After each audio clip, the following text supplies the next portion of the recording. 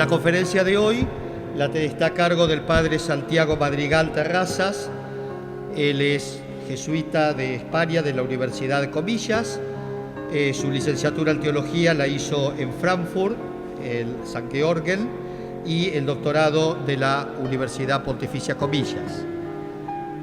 Es profesor ordinario de la Facultad de Teología, ha sido decano de la Facultad de Teología del año 2000 al 2009, director de la revista Estudios Eclesiásticos. Sobre todo, tiene varias publicaciones de estudios sobre el Concilio Vaticano II y por eso también se le ha pedido la intervención sobre este tema. Así que ahora lo vamos a escuchar. Muy bien, muchas gracias por estas amables palabras de presentación. Y en primer lugar, pues quisiera mostrar y expresar mi agradecimiento a esta invitación. Como dirían los alemanes, uno de los efectos de la Wirkungsgeschichte del Concilio Vaticano II es que yo hoy me encuentre entre ustedes y con gran y sumo agrado. Además, se me pedía el título de una conferencia, el Concilio Vaticano II, Remembranza y Actualización, que es precisamente el título del primer libro que yo redacté de trabajo, de investigación sobre el Vaticano II, con un objetivo. Yo no soy historiador, pero soy profesor de eclesiología, de teología de la Iglesia, y por lo tanto cada año me tenía que enfrentar con el esfuerzo de hacer llegar a mis alumnos el significado profundo de la asamblea más importante, del hecho, del acontecimiento histórico más importante en la historia reciente de la Iglesia.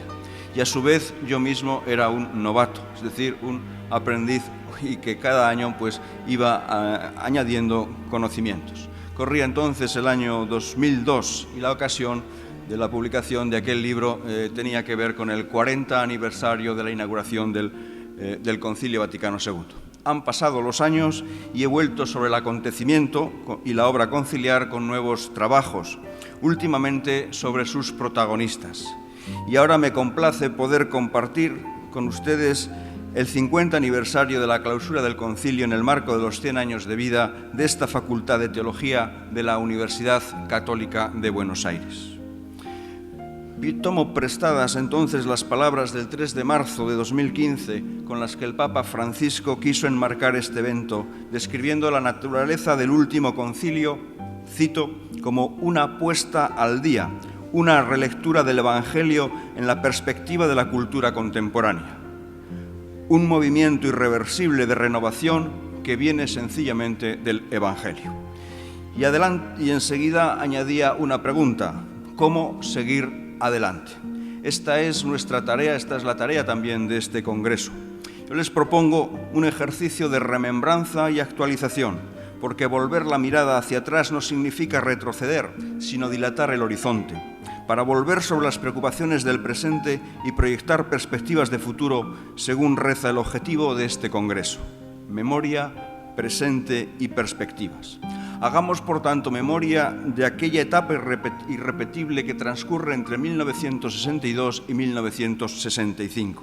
En aquellas jornadas intensas, la Iglesia Católica profundizó en la conciencia de sí misma, buscó su renovación interior, ensanchó sus propios horizontes y se resituó de forma nueva en el mundo moderno. Entiendo que el binomio remembranza y actualización puede servir para formular los retos y desafíos que el Vaticano II nos sigue planteando como Iglesia y sigue planteando a la teología. Así que lo retomo como hilo directriz y voy a glosarlo con la ayuda de algunos protagonistas y teólogos del concilio en estos 4 momentos. En primer lugar, la realidad teológica de la institución conciliar. En segundo lugar, la sistematización o lectura esencial de la doctrina conciliar. En tercer lugar, el significado histórico del Vaticano II como movimiento de renovación. Y en cuarto lugar, líneas de actualización para un relanzamiento de la recepción del Vaticano II. O dicho de otra manera, se trataría de ir dando respuesta a estas 4 cuestiones. Ante un acontecimiento del cual ya nos separan 50 años, y esta cuestión sobrevoló ayer aquí en el ambiente, ¿Por qué hacer este ejercicio de memoria?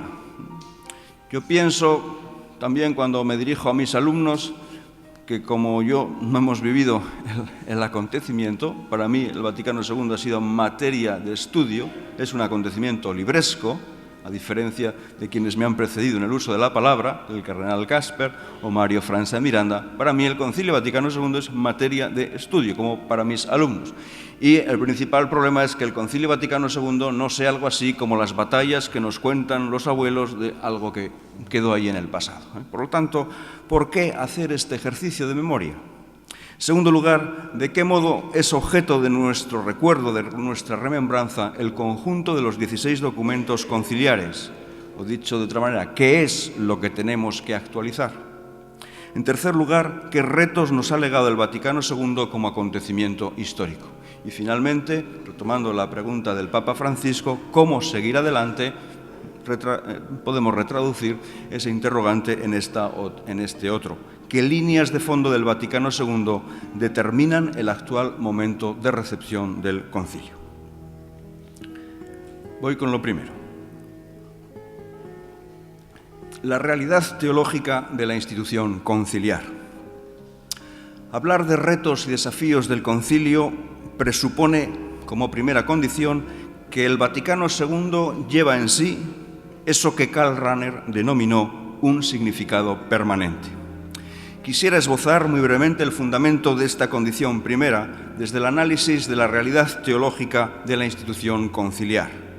Y en este punto tocamos el núcleo de un debate reciente en el estudio del Vaticano II, que viene oscilando entre esas alternativas que expresan los binomios acontecimiento y cuerpo doctrinal, evento y decisiones, gesto y texto, einis y ergebnis. Es un debate, como saben los especialistas, que viene consumiendo y absorbiendo muchas energías en la reflexión sobre el Concilio Vaticano II. Ahora bien, entiendo que una adecuada teología de la institución conciliar recomienda y además exige pensar a la vez el acontecimiento histórico y su resultado conciliar. Por eso me parece oportuno llamar la atención sobre el hecho de que la convocatoria de un concilio por el Papa Juan XXIII, el 29 de enero de 1959, suscitó inmediatamente entre los grandes teólogos del momento una reflexión de esta naturaleza, una teología del concilio. Ahí se puede ir a las reflexiones de Rahner, de Congar, de Hans Kühn, de Joseph Ratzinger, de Edward Schillebeeckx. En el caso concreto, la razón por la que el cardenal Frings tomó como perito al joven teólogo Joseph Ratzinger fue precisamente haberle escuchado una conferencia sobre el sentido y la naturaleza del concilio. Bien, interesantes aportaciones nos ofrecieron en su momento y, por cierto, bastante olvidadas. Como ven, sigo el texto que les han entregado, por eso en este punto voy a pasar bastante deprisa.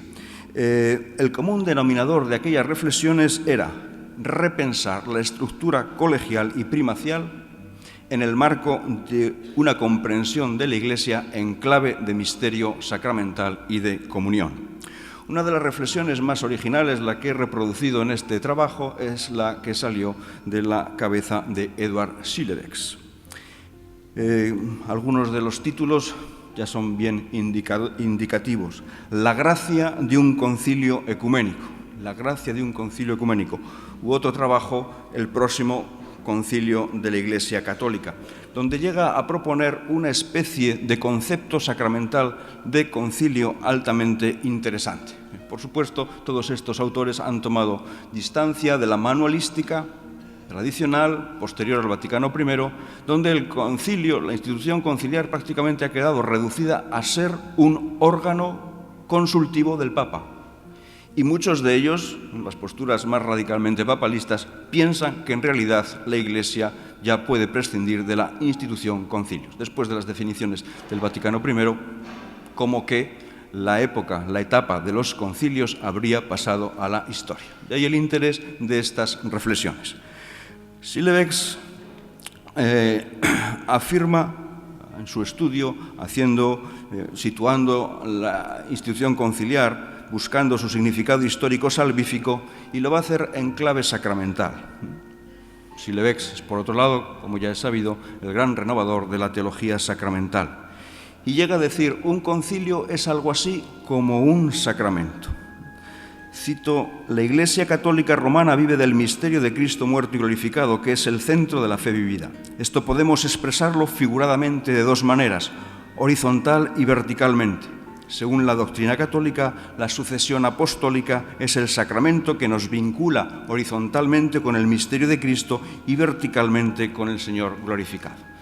Ahí pueden encontrar, ahí pueden leer una explicación más detallada, pero cito ahí nuevamente, para ir más deprisa, el núcleo de su argumentación, como la Iglesia docente es en perspectiva horizontal la actualización del querigma apostólico y al mismo tiempo en perspectiva vertical manifestación actual del Señor celestial que se entrega a sí mismo en la palabra y en el sacramento.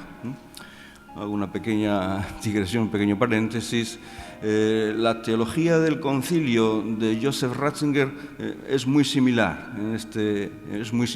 Luego él la desarrolló en confrontación, probablemente fue uno de sus primeros debates teológicos con la idea de concilio que había desarrollado Hans Küng. Pero vuelvo al texto y vuelvo a Xylebex. Lo que ocurre en los concilios ecuménicos, empezando por la Asamblea de Jerusalén: hemos decidido el Espíritu Santo y nosotros. De ahí, Xylebex, glosando estas palabras, extraía como corolario una definición de concilio que está amasada con la idea de anamnesis, recuerdo, y de sacramento. Cito: así que un concilio ecuménico del episcopado mundial es, como quien dice, la concentración de la acción visible del Espíritu Santo que hace que recordemos todo lo que Cristo hacía y anunciaba durante su vida terrena. Desde este punto de vista, un concilio es algo así como un sacramento, señal de la acción del Espíritu de Cristo a través de la autoridad docente. Lo que ordinariamente ocurre de manera menos llamativa y sin todo el vigor de la proclamación apostólica, adquiere en un concilio una forma sobresaliente. El vínculo espiritual infalible de la Iglesia con el Espíritu adquiere aquí forma tangible y casi solemne. Después de haber examinado distintas doctrinas, teorías del concilio, Congar, Rahner, Ratzinger, Xylebex, Küng, digo que esta es una de las más sugerentes, Añado ahí algunas reflexiones acerca del énfasis que Congar puso en la naturaleza de acontecimiento propia del concilio y de los concilios de la Iglesia, o el énfasis de Karl Rahner en que el concilio sobre todo es cosa de la Iglesia jerárquica, es cosa del episcopado. Es muy llamativo la postura inicial de Rahner respecto del Concilio Vaticano II. Él tenía como grandes dudas. Pensemos que lo más parecido al funcionamiento de un concilio vaticano, a un concilio, es un parlamento. Un parlamento como el español, que es el que yo conozco, funciona sobre 450 miembros. Pero pensemos una asamblea, potencialmente, entonces, de más de 2.700 miembros, ahora ya pasan de los 3.000 y pico, ¿cómo funciona? Tiene algo de providencial. Pero evidentemente el concilio, la esencia teológica del concilio funciona sobre una idea muy teológica que es la de la representación. Es la representación en el sentido fuerte. Después la ha tomado la teoría política para fundamentar, poner las bases de los sistemas democráticos. Pero en el sentido teológico, el concepto de representación, cómo se hacen presentes las iglesias locales particulares, los intereses de los creyentes en un concilio. Bueno, pues a través de las cabezas de los pastores de las iglesias locales. Bien, para ir cerrando este apartado, unas breves observaciones sobre el mismo Concilio Vaticano II. En su famosa alocución inaugural, Juan XXIII delineó como primera tarea del Concilio Vaticano II que el sagrado depósito de la doctrina cristiana sea custodiado y enseñado en forma cada vez más eficaz. Con su famosa distinción entre el depósito de la fe y la formulación de la que se revisten en las verdades de fe, les indicó a los padres el camino de un magisterio eminentemente pastoral. En otras palabras, el ayornamiento La puesta al día, la actualización, exigía profundizar y ensanchar la riqueza de la doctrina revelada a la luz de los signos de los tiempos. En otras ocasiones, el Papa Bueno, San Juan XXIII, que en sus tiempos de diplomático había también hecho sus estudios históricos porque de formación era un historiador, bien, cuando fue reflexionando sobre el Vaticano II, advirtió que hacía el número 21 en la lista de los concilios ecuménicos. Y este es un concepto muy importante, el concepto de concilio ecuménico y lista de los concilios ecuménicos. Esto no es ninguna trivialidad. Es decir, que una asamblea ecuménica de la Iglesia pueda colocarse en la secuencia que inició Nicea significa nada más y nada menos que ese acontecimiento constituye, según la conciencia y comprensión de la teología católica, un momento histórico en el que ha tenido lugar la transmisión, parádosis, de la fe apostólica de los orígenes. Bajo la asistencia del Espíritu, el concilio intenta comprobar el consenso de las iglesias, de modo que la combinación del elemento vertical de la tradición apostólica, la parádosis, con el elemento horizontal de la comunión de las iglesias, comunio representada por los obispos, garantiza la certeza de que se avanza correctamente en el camino común de la fe y de la praxis eclesial. Esta es la grandeza teológica de un concilio. La naturaleza especial de la institución conciliar descansa sobre el hecho de ser una actualización en el espacio y en el tiempo del mensaje de la fe de todos los tiempos. Por lo tanto, la entraña del concilio puede describirse con el binomio que empleo en el título. Un concilio es remembranza y es actualización. Una competencia que recae sobre el colegio episcopal con su cabeza, tal y como aflora en la fórmula solemne que se acuñó para sancionar los documentos conciliares. Una cum patribus, Papa juntamente con los padres, juntamente con el colegio episcopal. El Vaticano II ha sido, según las palabras que ya cité del Papa Francisco, una puesta al día, una relectura del Evangelio en la perspectiva de la cultura contemporánea. Ahí radica el valor fundamental de la doctrina sedimentada en sus documentos, a pesar de sus mismos límites. Por lo tanto, recapitulando lo dicho hasta aquí, la naturaleza teológica de un concilio nos sitúa ante el reto de su aplicación y de su recepción. Nos anima a hacer nuestras sus directrices y nos exige al mismo tiempo un esfuerzo correspondiente a cada generación de cristianos de remembranza y actualización. Paso al segundo punto, un intento de sistematización del pensamiento conciliar.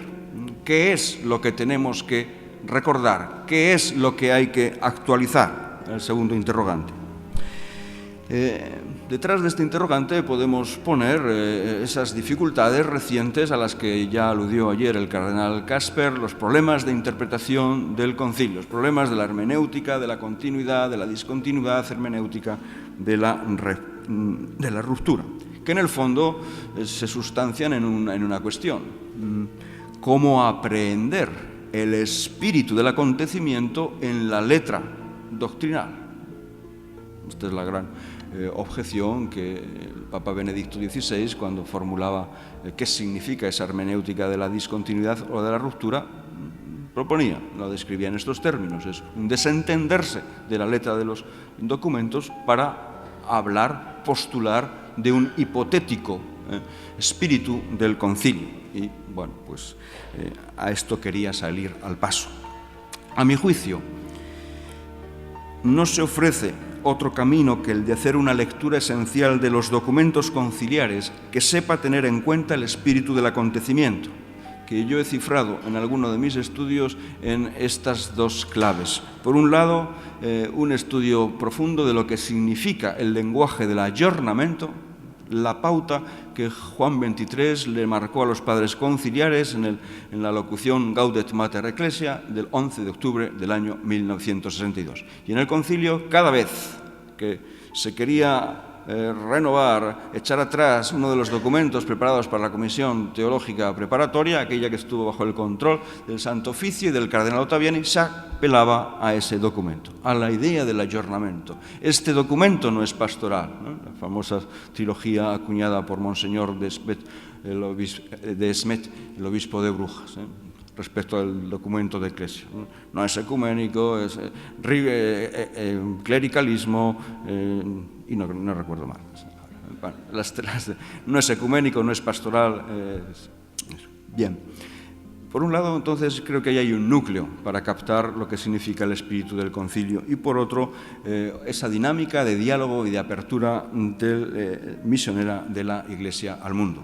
Se podría resumir en una cláusula breve, el ayornamiento pastoral, no porque me guste o me haya encaprichado yo con esta fórmula, que por cierto me he encaprichado, pero la tengo leída en uno de los primeros discursos del Papa Montini, de Pablo VI, nada más hacerse cargo, nada más de suceder, de ser elegido. A un grupo de sacerdotes italianos después de unas jornadas de pastoral. Ahí explica muy precisamente qué significa ayornamiento pastoral. Bien, este desafío de una síntesis doctrinal y asistencial del Vaticano II es verdaderamente algo imperecedero, una tarea que compete a las nuevas generaciones de cristianos. Para evitarme toda esta problemática de los años de la recepción, voy a recurrir a un intento de sistematización de primera hora, salido de la pluma de uno de los grandes protagonistas del concilio y que tiene la ventaja, por tanto, de no estar contaminada, esta síntesis, por los debates recientes a los que acabamos de aludir. Desde la clausura del Vaticano II, Karol Wojtyła se esforzó denodadamente por la puesta en práctica del concilio en su patria.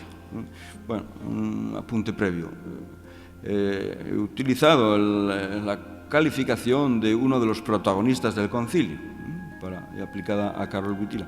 De esto no cabe duda si se consideran estas dos cosas. Primero, la influencia que Monseñor Wojtyła tuvo en la elaboración del capítulo cuarto de Gaudium et Spes, yendo a lo concreto. Un capítulo, según los testimonios de los diarios de Congar o de Semmelroth, ese capítulo prácticamente fue escrito bajo la moderación de Wojtyła por Otto Semmelroth, Alois Grillmayer y Congar. Congar lo cuenta directamente de eso. La otra gran aportación donde Wojtyła jugó un papel importante fue a la hora de la elaboración de la declaración Dignitatis Humanae sobre la libertad religiosa. Y como luego veremos, para él ese documento es una clave fundamental en la interpretación del concilio y del espíritu del concilio. Vuelvo a mis papeles. Disponemos en lengua castellana, muy recientemente, de una recopilación de escritos redactados entre 1965 y 1977, donde aquel obispo, ya arzobispo de Cracovia, expresa sus reflexiones para dar a conocer el Vaticano II.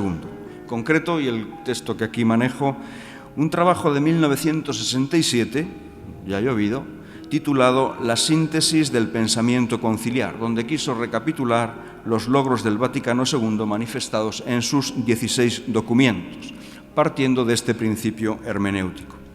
El concilio ha sido un acontecimiento histórico cuyo esse y prodesse no se limita a las constituciones, declaraciones y decretos, aunque estos constituyen indudablemente una objetivación de su pensamiento y acción.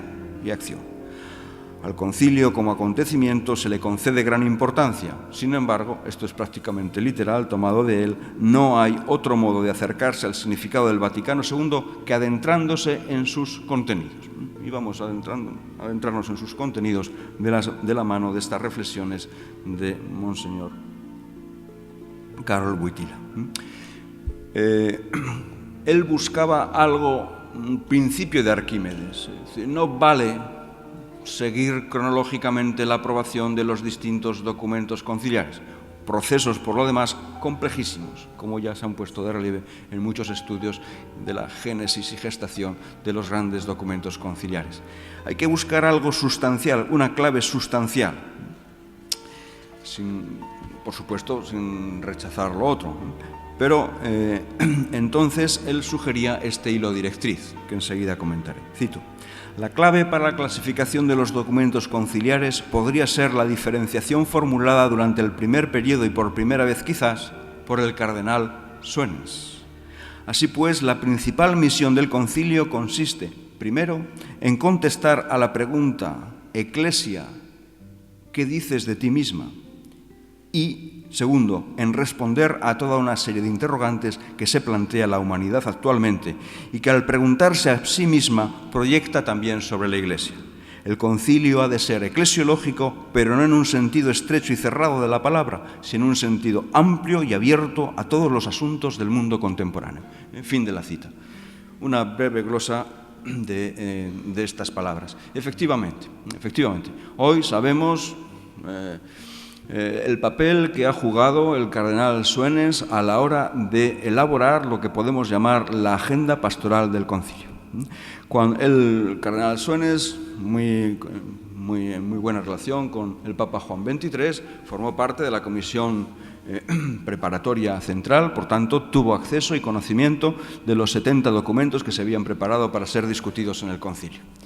Además, se dejó asesorar por sus teólogos, etcétera, etcétera, etcétera. Entonces, en una audiencia con Juan XXIII en la primavera del año 1962, le dijo: Santo Padre, del material preparado para el concilio nos sobran 2/3. Este concilio con todos esos materiales es impracticable, es interminable, y además hay muchos de esos documentos que no son dignos de ser materia para discutir en un concilio. Le dijo Juan XXIII: muy bien, pues haga usted un plan. Y así se elabora lo que se llama técnicamente el plan de Suenens para el Concilio Vaticano II, que, formulado en términos sencillos, Suenens está convencido de que el tema del Vaticano II ha de ser el tema de la Iglesia. Iglesia, ¿qué dices de ti misma? En una doble perspectiva. Primero, una pregunta ad intra, y en segundo lugar, una pregunta ad extra. ¿Cuál es la tarea de la Iglesia en el mundo contemporáneo? Básicamente a esto se reduce. Sabemos que después, un mes antes justo de empezar el concilio, Juan XXIII, en una famosa alocución radiofónica el 11 de septiembre del 62, una alocución al mundo entero, a micrófono abierto, utilizó esta clave de la Iglesia ad intra y de la Iglesia ad extra, con lo cual se desmarcaba totalmente del espíritu de los documentos preparados. Utilizó el texto que servía de, por así decir, de esqueleto al plan de Suenens. Era el texto del final del Evangelio de Mateo. Id al mundo entero y anunciad el Evangelio a toda criatura. Como se hacen los discursos conciliares desde la Edad Media, glosando cada una de las partes de ese discurso, el cardenal Suenens recopilaba los 70 documentos, los reorganizaba por prioridad, etcétera, en torno a esa doble clave. Eclesia ad intra, eclesia ad extra. Pero es de la pregunta fundamental: Iglesia, ¿qué dices de ti misma? Bien, vuelvo al texto. Wojtyla, además, completa este aspecto tan importante a la hora de fraguarse la agenda del concilio. Sabido es que Suenens no hará público este plan, algunos cardenales lo conocían, hasta el final de la primera etapa conciliar, en la primera semana de diciembre del 62, con el permiso del Papa Juan XXIII, que ya estaba muy malito, muy enfermo. Propuso en el aula conciliar el 4 de diciembre este plan, con el beneplácito de Juan XXIII. Su plan fue apoyado al día siguiente por el cardenal Montini, al día siguiente por el cardenal Lercaro, y ya en la misma formulación, en el tiempo reglamentario de los 10 minutos en el que Suenens expuso aquel plan, recibió una ovación muy, muy generosa, muy generosa. Así puede decirse que se ha empezado a fraguar la agenda y el plan articulado del concilio, porque el concilio empezó con un gran desorden, no se sabía muy bien a dónde ir. Bien, vuelvo al texto. El Papa Wojtyła admira muchísimo a Pablo VI. Entonces, también a la hora de explicar cuál es la clave sustancial, el espíritu del Concilio Vaticano II apela a la encíclica programática de Pablo VI, a la Ecclesiam Suam del 6 de agosto de 1964. Y entonces el binomio o la fórmula Ecclesia ad intra y Ecclesia ad extra, sugerida por Suenes, la pone en relación directa con ese otro binomio: conciencia de la Iglesia y diálogo. Conciencia de la Iglesia y diálogo con el mundo. Por tanto, cito literalmente ahora del texto que estoy comentando: gracias a la magistral pareja de conceptos del Papa Montini, conciencia de la Iglesia, diálogo, pudo enfocarse la naturaleza pastoral del concilio, tal y como la había concebido Juan XXIII. El concilio eclesiológico era un concilio pastoral. Sigo citando a Wojtyła.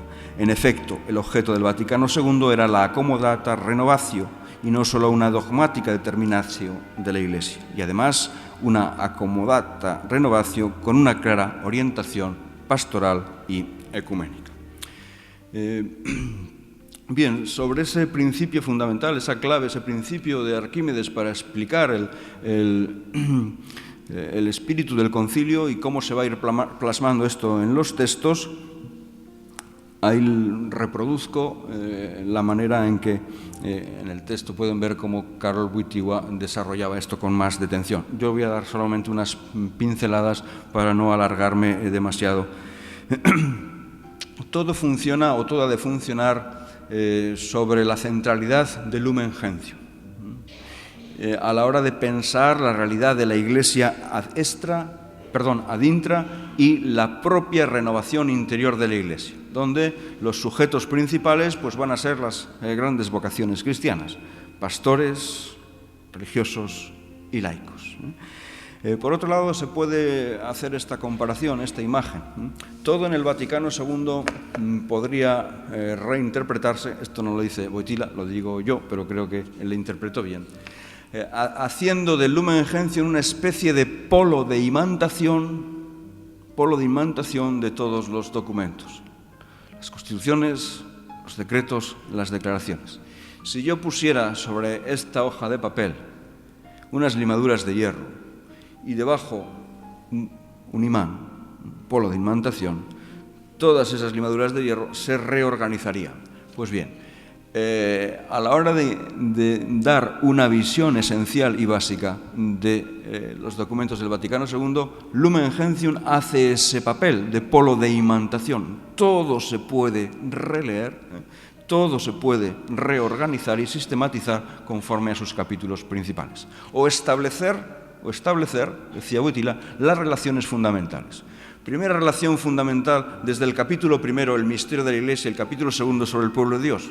Dos relaciones importantísimas que nacen de la realidad del sacerdocio común de todos los bautizados en conexión con el ministerio ordenado. La Constitución Sacrosanctum Concilium, la entraña litúrgica de la Iglesia. Por aquí comenzó el Concilio Vaticano II. Es el incipit cronológico y teológico del Concilio Vaticano II. La primera aproximación, lo recordó ayer el cardenal Casper, a lo que luego va a ser la eclesiología del Lumen Gentium. Un presupuesto básico, fundamental, sacramental, mirada al interior, al misterio de la Iglesia. Otra conexión básica y fundamental, inmediata, es con uno de los documentos últimos del concilio, pero de los más maduros, el Decreto ad Gentes. De la misma manera que el Lumen Gentium comienza con una evocación trinitaria, el Decreto ad Gentes así comienza también. Y desde la conciencia de un pueblo de Dios que es todo él misionero, una iglesia misionera porque procede de la misión del envío del Hijo y del Espíritu. Bien, avanzando rápidamente, si nos situamos sobre la estructura del capitulario de Lumen Gentium, ya he comentado lo referente al capítulo primero y al capítulo segundo. Si se sigue la secuencia, capítulo 3 sobre el episcopado, capítulo 4 sobre el laicado, capítulo 5, llamada universal a la santidad, capítulo 6 sobre los religiosos, desde aquí podemos establecer fácilmente las conexiones fundamentales. De la reflexión sobre la colegialidad y la sacramentalidad del episcopado en el capítulo 3, sin olvidarse de los presbíteros y de los diáconos, habría que poner en conexión el decreto Christus Dominus sobre la función pastoral de los obispos, el decreto sobre los presbíteros, formación y espiritualidad de los presbíteros, Presbyterorum Ordinis, o el mismo decreto sobre la formación sacerdotal, Opta Tanto Cius. Pasando al capítulo 4 sobre el laicado, inmediatamente hay que establecer, desde el capitulario de Lumen Gentium, la conexión que tiene con el decreto sobre el apostolado seglar, Apostolica Actuositatem, también con la declaración Gravissimum Educationis acerca de la tarea que tienen los padres en la educación de sus hijos. Si pasamos al capítulo 6 sobre la vida religiosa, el concilio ha producido también un documento sobre la renovación de la vida religiosa, Perfecte Caritatis. Curiosamente, esto no lo dice Wojtyla, lo añado de mi cosecha, es el único documento que formalmente en su título ya utiliza esas palabras sobre las que él llamaba la atención, la accomodata renovatio, el ayornamiento. En el título Perfecte Caritatis está ya incluido, en la explicación del título, esta dinámica fundamental. Bien, esto por lo que respecta a la mirada ad intra, Eclesia, ¿qué dices de ti misma? Mirada intra, que supone, como acabamos de ver, todo ese esfuerzo de renovación, de puesta al día, en la forma de las grandes vocaciones cristianas, pastores, laicos y religiosos. No se ha de olvidar que todo ese interés renovador está puesto al servicio de la misión. También esto se percibe perfectamente en el decreto sobre la vida religiosa. Es la vuelta a los orígenes, la accomodata renovatio para una misión más eficaz. Por eso podemos pasar al otro polo del esquema del plan de Suenes, la Ecclesia ad extra, que Wojtyla ponía en relación con el ecumenismo y con los 3 círculos del diálogo de Pablo VI. En esto conviene recordar un dato básico. Los documentos más rompedores, en el sentido de que son aquellos que han diseñado la carta de presentación de la Iglesia Católica Romana ante el mundo contemporáneo, me refiero ahora al decreto sobre el ecumenismo, a la declaración sobre las otras religiones y la declaración sobre la libertad religiosa. Estos 3 documentos han salido, por decirlo así, de la factoría del cardenal Bea, del Secretariado para la Promoción de la Unidad de los Cristianos. He mencionado antes a Ottaviani como la figura emblemática de la Iglesia más conservadora, más renuente al ayornamiento conciliar. El cardenal Bea debe ser mencionado en esa otra dirección, como aquel que fue el que mejor entendió desde el principio el espíritu que Juan XXIII quiso imprimir al Vaticano II. Dicen algunos diarios que se vio al viejo cardenal Ottaviani, nacido en el Trastevere, dándose golpes de pecho y diciendo aquello de «Bea culpa, bea culpa». Había fastidiado todo el concilio, ¿no? Todo el concilio. Bueno, pues en esta sistematización que estoy comentando, estoy glosando, en el texto la tienen mucho más elaborada, eso sí, sin estos chistes y estas fruslerías. Del tronco común proyectado para el esquema sobre el ecumenismo, con 3 capítulos, había un 4º capítulo y un 5º capítulo. El 4º capítulo fue la declaración sobre la libertad religiosa, y el 5º fue la declaración sobre la libertad religiosa y el 4º la declaración sobre las otras religiones no cristianas. Entonces, muy finamente apunta, y esto es así, también se puede interpretar así, el decreto sobre el ecumenismo, que atiende tanto a la realidad de las iglesias separadas de Oriente, como las comunidades cristianas surgidas de la Reforma del XVI. Bueno, ahí está ese otro documento, Orientalium Ecclesiarum, que sirve de pendant, que hace la transición a esa otra perspectiva ecuménica. Y además, por lo que decía antes, a Karol Wojtyła, que admira tanto a Pablo VI, pues él hace intervenir en esta visión de la Ecclesia ad extra los 3 círculos del diálogo propuestos por Pablo VI en la encíclica Ecclesiam Suam. El diálogo con los otros cristianos, el diálogo con los seguidores de otras religiones, el diálogo con los no creyentes y los defensores del ateísmo.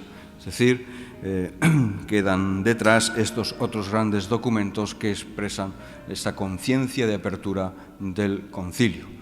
Aquí hay un punto más débil en esta interpretación, a mi juicio, que luego el propio Wojtyła corrige en otro lugar. Queda muy difuminado el lugar de la constitución dogmática Dei Verbum. Él mismo ha corregido este.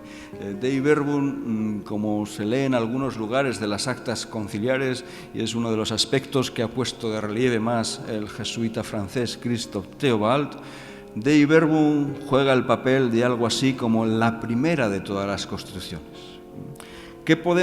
¿Cómo decir qué es la Iglesia? ¿En qué consiste el misterio de la Iglesia, pueblo de Dios, o la Iglesia, sacramento, o la misión de la Iglesia? Esto hay que buscarlo en la Escritura. En este sentido, desde el punto de vista de la criteriología teológica, de la misma manera que puse el énfasis en Sacrosanctum Concilium, como presupuesto teológico, lo mismo hay que decir, o con más radicalidad casi, de Dei Verbum. El mismo Wojtyła en otro trabajo completa esa percepción que aquí estaba más desvaída. Y a lo que ya indicaba antes, el documento que vincula de algún modo los 3 círculos es la Declaración sobre la Libertad Religiosa Dignitatis Humanae. Lo anticipé, el peso que tiene este documento en la cabeza de Karol Wojtyła. Y es precisamente el hilo con el que enhebra una perspectiva y otra, el de la Ecclesia ad intra y el de la Ecclesia ad extra, curiosamente. Es muy importante para él el número 1 de Dignitatis Humanae, que reza así: los hombres de nuestro tiempo se hacen cada vez más conscientes de la dignidad de la persona humana y aumenta el número de aquellos que exigen que los hombres en su actuación gocen y usen del propio criterio y libertad responsables, guiados por la conciencia del deber y no movidos por coacción. Por lo tanto, en esta clave se podría iniciar una lectura de los textos conciliares ad intra o ad extra, la sugerencia que hacía San Juan Pablo II en aquel trabajo reciente. Como digo, poniendo mucho énfasis en aquella clave arquitectónica del concilio que fue el plan de Suenes, que él relee a la luz de la encíclica Ecclesiam Suam de Pablo VI. Cierro este capítulo, este apartado, con algunas conclusiones tomadas de otro de los trabajos del entonces arzobispo de Cracovia, un documento que él preparó, un documento de trabajo para el sínodo de Cracovia que se llama La renovación en las fuentes, la renovación en sus fuentes, que es original del año 1972. Y allí, para concluir esto, quisiera recordar 2 claves que él maneja acerca de los contenidos del Vaticano II. En primer lugar, él entiende que el Concilio Vaticano II ha sido un enriquecimiento de la fe. Y en segundo lugar, esto pone a la Iglesia, y vuelvo aquí al eslogan remembranza y actualización, esto pone a la Iglesia ante el reto de una verdadera mistagogía, de 2 cosas. Primero, de los nuevos contenidos redescubiertos, y en segundo lugar, de la actitud existencial de fe. Con palabras suyas. El concilio intentó sobre todo dar respuesta a estos interrogantes. ¿Qué significa ser creyente? ¿Qué significa ser católico? ¿Qué significa ser miembro de la Iglesia? Estas preguntas de carácter existencial estaban implícitas en el problema central que el concilio se planteó y que ha formulado en su interrogación inicial. Iglesia, ¿qué dices de ti misma? Iglesia, ¿qué dices de ti? Por lo demás, comento, la mutua implicación de estas cuestiones ha determinado la orientación pastoral del Concilio Vaticano II. Y la teología tiene ante sí la tarea de seguir analizando esas opciones doctrinales del concilio pastoral, las relaciones, escritura y tradición, la pertenencia común a Cristo y a la Iglesia por el bautismo, el valor de las religiones no cristianas, la libertad religiosa, la persona humana y su dignidad, la Iglesia y el mundo. La Iglesia y el mundo. Insistía mucho en aquel documento pensado para ayudar a las parroquias, a las comunidades, a la celebración del sínodo, insistía muy mucho en esa formación de actitudes. Y de ahí una clave de lectura de todos los documentos conciliares en los que Wojtyła siempre puso un énfasis especial. Uno de los filones centrales de la doctrina conciliar sobre el pueblo de Dios es esa consideración de que todos los bautizados participan del triple munus oficio de Cristo, munus sacerdotale, munus propheticum, munus regale, que forma parte de la definición sustancial de laicado, en el capítulo 4, número 31. Por cierto, ese triple munus es una de las grandes sugerencias tanto de Monseñor de Esmet como de Silva Enríquez. Ayer nos hablaron del esquema chileno y efectivamente esta también es una de las líneas de fuerza. Para concluir, ¿cuánto tiempo tengo? Porque sí. ¿40 minutos? ¿Sí? Bueno, muchas gracias. Por cerrar este aspecto y como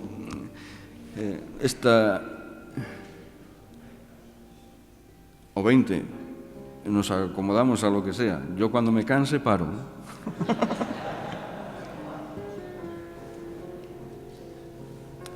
Bueno, espero como en los toros que me dé un aviso la presidencia. Yo sigo y... como... 20. De acuerdo. Espero un segundo aviso.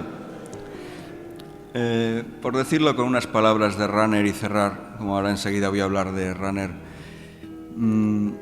lo que Rahner ha dicho en esta clave de la importancia de iniciarse al concilio, la idea de mistagogía, ¿no? ¿Qué ha sido el concilio desde el punto de vista teórico, doctrinal y desde el punto de vista de una nueva actitud de fe? En una conferencia pronunciada en Friburgo al final cuando ya había transcurrido el segundo periodo de sesiones, entre otras cosas, dijo: un concilio es con todo lo que decide y enseña solo un comienzo y un servicio. El concilio puede dar indicaciones y expresar verdades doctrinalmente, y por eso es solo un comienzo, porque después todo depende de que esas indicaciones y esas verdades arraiguen en el corazón creyente y produzcan en él espíritu y vida. Esto no depende del concilio mismo, sino de la gracia de Dios y de todas las personas de la Iglesia y de su buena voluntad. Y por eso el concilio es solo un comienzo. Paso al tercer punto, voy a ir muy rápidamente. Recapitulando lo dicho hasta ahora, la lectura esencial del cuerpo doctrinal del Vaticano II, según el espíritu del ayornamiento pastoral, nos ha proporcionado una respuesta al interrogante ¿qué es lo que hay que actualizar? Y de ahí se deriva una tarea para todos, pequeños y grandes, mujeres y hombres, pastores, laicos, religiosos, que es muy sencilla y muy compleja al mismo tiempo. Hemos de tomar conciencia de que la Iglesia somos nosotros y que nosotros somos responsables de su misión en el mundo. Sí. Por tanto, en la perspectiva de remembranza y actualización, el concilio es un don y una tarea. Un don y una tarea. Paso entonces, en este tercer momento, a cuál ha sido el significado de renovación del Vaticano II. ¿Qué lugar ocupa en la historia? Retomemos o resuene nuevamente la preocupación de Benedicto XVI. discontinuidad, ruptura, continuidad. A mí me gusta recordar las palabras del primer laico en el concilio. En la primera sesión conciliar no hubo más que un laico, Jean Guiton, un profesor de filosofía de la Sorbona. Era tan excepcional su presencia que no sabían dónde colocarlo. Entre los barbados orientales con sus... o entre las mitras, no, acabó situado en la logia donde se sentaban los observadores protestantes, con Oscar, muy bien acompañado, con Oscar Kuhlmann, etcétera, etcétera. Bien, pero sus intuiciones me parecen fundamentales, de una lucidez tremenda. Dice, Newman está presente en el concilio de muchas maneras. Incluso se puede decir que la idea del concilio es newmaniana. A ver, la Iglesia debe reformarse sin cesar para guardar su identidad en el tiempo, para readaptarse. Mañana la Iglesia será aún más newmaniana, pues tendrá que tomar conciencia de la identidad profunda entre la Iglesia de después del concilio y la de antes del concilio y la de todos los tiempos. Este viene siendo un problema capital en la historia reciente de la recepción del concilio, lo que asustaba a Benedicto XVI. Y, por otro lado, pues, sin embargo, la valoración sintética del Vaticano II hecha por el Papa Francisco, que ya he mencionado al comienzo, un movimiento irreversible de renovación que viene directamente del Evangelio. Entonces hay que comenzar preguntándose, sine ira et studio, qué es lo que ha dejado atrás y qué debe quedar atrás en este proceso de actualización. Y hay que ir señalando algunas tareas de la teología. Yo, de la mano de Karl Rahner, gran protagonista del concilio, gran espectador del tiempo posconciliar, recuerdo aquí dos claves de interpretación fundamentales en los primeros años de posconcilio. La primera clave, no necesita mucha interpretación, el Concilio Vaticano II es una cesura, es la despedida oficial de la época piana, en su literalidad. Mi tesis fundamental sobre el Concilio Vaticano II, esto se escribe en 1975, apunta al hecho de que en cierto modo señala el fin de la época piana de la moderna historia de la Iglesia, de cara al futuro, que es oscuro pero que en cualquier caso es profundamente distinto del pasado. Así pues, para la Iglesia en su marcha hacia el futuro, el Concilio Vaticano II pudo, por una parte, infundir ánimo para ese riesgo de futuro y, por otra, pudo solo proclamar unas normas relativamente abstractas que no nos ahorran la esperanza en lo desconocido, el riesgo y el experimento con la sola esperanza. Dicho más rápidamente, por época piana de la historia de la Iglesia, entiende Rahner el tiempo histórico que comienza con el Papa Pío VII y llega hasta Pío XII. Desde la Revolución Francesa, la sociedad profana y la Iglesia se habían ido separando, de modo que la situación en la que vive la Iglesia va dejando de ser cristiana a resultas del proceso irrefrenable de secularización. La Iglesia piana ha sucumbido a la tentación de afirmarse en su propio ser, de mantener su estilo autárquico de vida, su mentalidad integrista y conservadora, monolítica, jerárquica y vertical. Si quieren, en el lenguaje que empleaba ayer Mario Franza, Iglesia piana es la configuración eclesiológica de esa Iglesia que desde el tiempo de la Revolución Francesa hasta Pío XII. Paso a la otra gran clave interpretativa del concilio, que formuló Rahner en dos trabajos del año 1979, mencionada ayer por el cardenal Casper, el concilio como primera realización universal de la Iglesia. Rahner caía en la cuenta de que también había habido muchas frustraciones a la hora de la recepción del concilio, pero él seguía pensando en el potencial y en la riqueza del concilio, que no quedaba invalidada por muchos sucesos posconciliares. Y a la búsqueda de una interpretación fundamental del concilio, él enunciaba la tesis: el Vaticano II ha sido el primer acto en la historia en el que la Iglesia Universal ha comenzado oficialmente a realizarse como tal. Es la primera realización oficial de la Iglesia como Iglesia Universal. Esto está a la base de lo que ayer expresó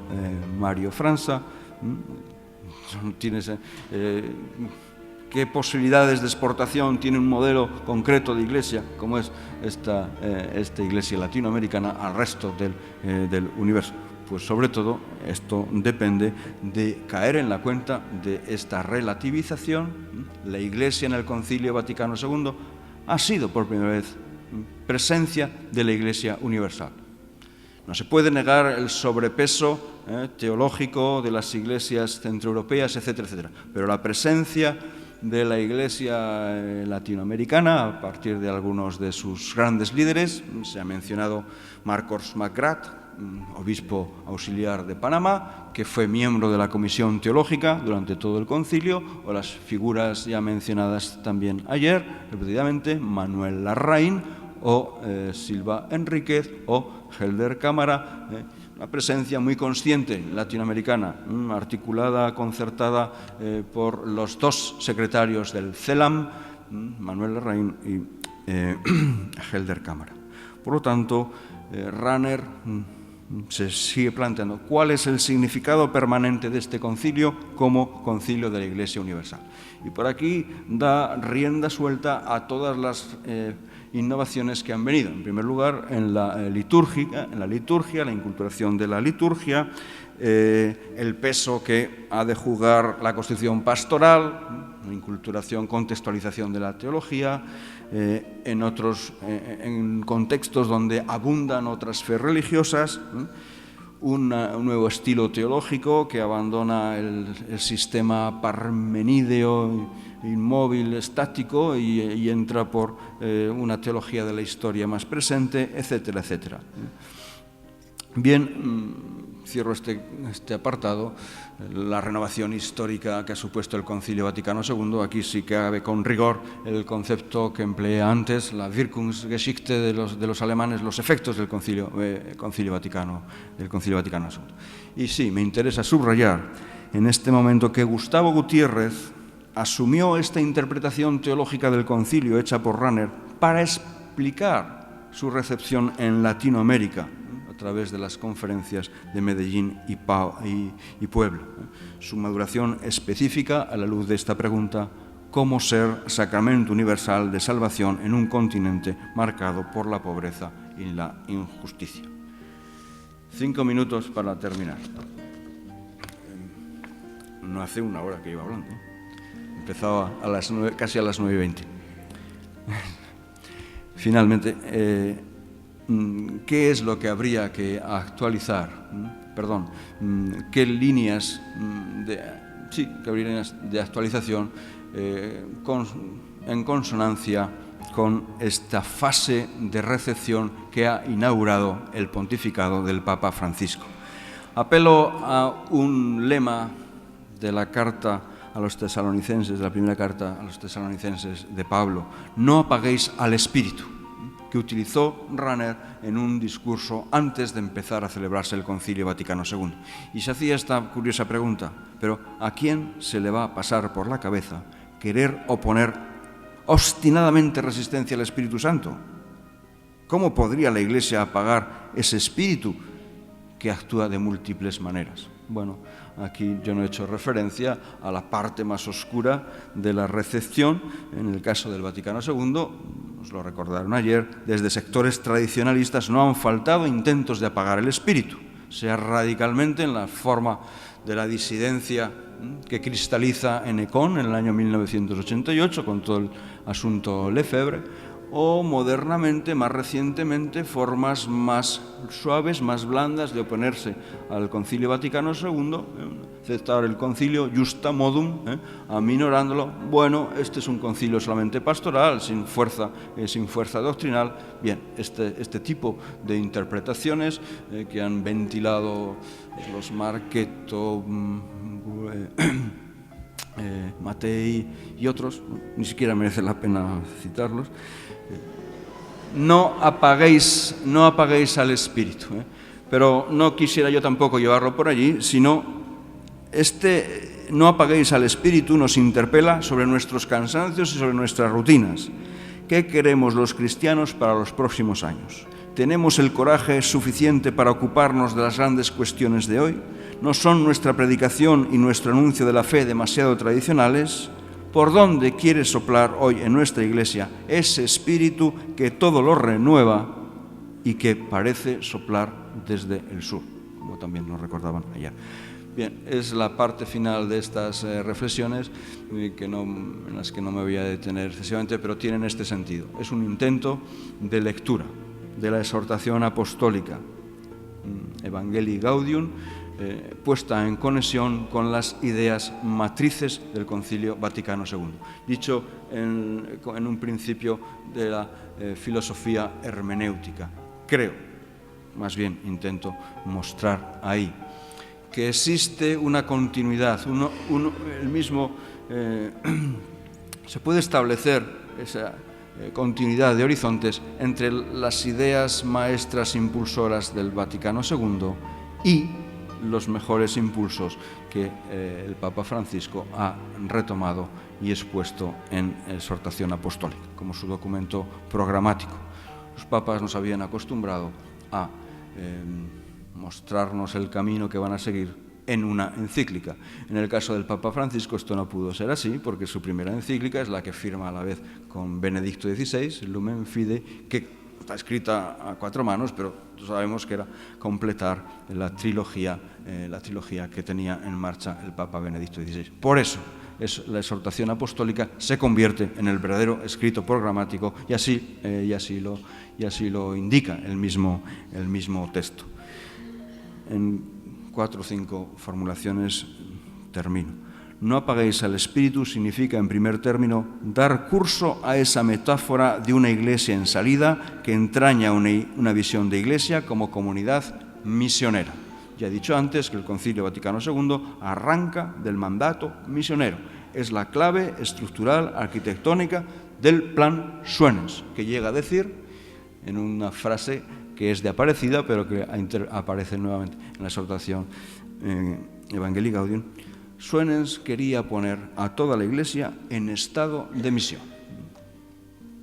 En segundo lugar, no apaguéis al Espíritu significa la profunda renovación de las estructuras eclesiales. Esta es una particularidad de ese documento, la conexión que establece Francisco entre la misión y la reforma de la Iglesia. Cito: sueño con una opción misionera capaz de transformarlo todo para que las costumbres, los estilos, los horarios, el lenguaje y toda estructura eclesial se convierta en un cauce adecuado para la evangelización.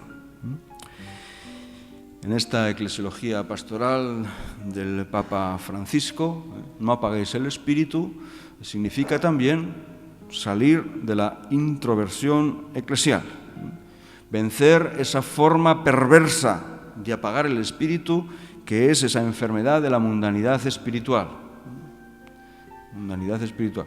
Esto se lee en la última página, ese concepto de la meditación sobre la Iglesia de Henri de Libac, pero también en su diario, cuando arremete contra todas aquellas formas de aplicar el concilio que lo quieren convertir sencillamente en una causa humanitaria. Eso es convertir el espíritu de Gaudium et Spes en una pura causa humanitaria.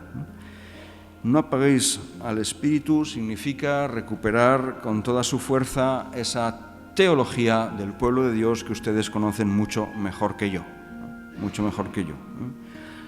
Ahí actúa la fuerza santificadora del espíritu que impulsa a evangelizar, vivir el gusto espiritual de ser pueblo. No apaguéis al espíritu significa también, en una iglesia en salida, esa catolicidad inculturada, porque el pueblo de Dios se encarna en todos los pueblos de la tierra. Aquí me parece que conecta perfectamente el pensamiento del Papa Francisco con la interpretación raneriana del concilio como primer momento del magisterio, que es el de la Iglesia Universal, el primer concilio de la Iglesia Universal. No apaguéis al Espíritu significa también ser una iglesia que va a las periferias. O volviendo a un acontecimiento conciliar muy paradigmático, revalidar el sentido profundo del llamado pacto de las catacumbas. Poco antes de la clausura del concilio, aquel grupo de obispos lo recordó Carles Per ayer, algunos lo han llamado el esquema 14, un grupo de obispos que se habían movido en el ámbito del grupo extra aula que se reunía en el colegio belga, la Iglesia de los Pobres, del que formaban parte un grupo de obispos franceses, obispos melquitas, también estaba muy representado el episcopado latinoamericano a través de Helder Cámara. Bien, ese pacto de las catacumbras lo que quiere es alumbrar un modo de ser iglesia servidora de los pobres y que hable de un modo nuevo de ejercer el ministerio pastoral en clave de servicio. Concluyo. La última articulación del binomio remembranza y actualización nos lo ofrece un hecho reciente del pontificado del Papa Francisco. El Domingo de la Misericordia del año pasado procedió a la canonización de Juan XXIII y Juan Pablo II. Y en la homilía dijo: dos figuras unidas simbólicamente por el Vaticano II. Esta decisión entraña un significado decisivo que ha captado perfectamente el historiador italiano Andrea Riccardi y que hago mío para concluir. La santidad personal de los dos papas se vincula también con su visión de la Iglesia y de su futuro, representada por el Vaticano II. Mediante la proclamada santidad de dos grandes protagonistas del Vaticano II, el Papa Francisco propone el concilio en el siglo XXI como acontecimiento clave para el futuro del catolicismo. Fin de la cita. Muchas gracias por su atención.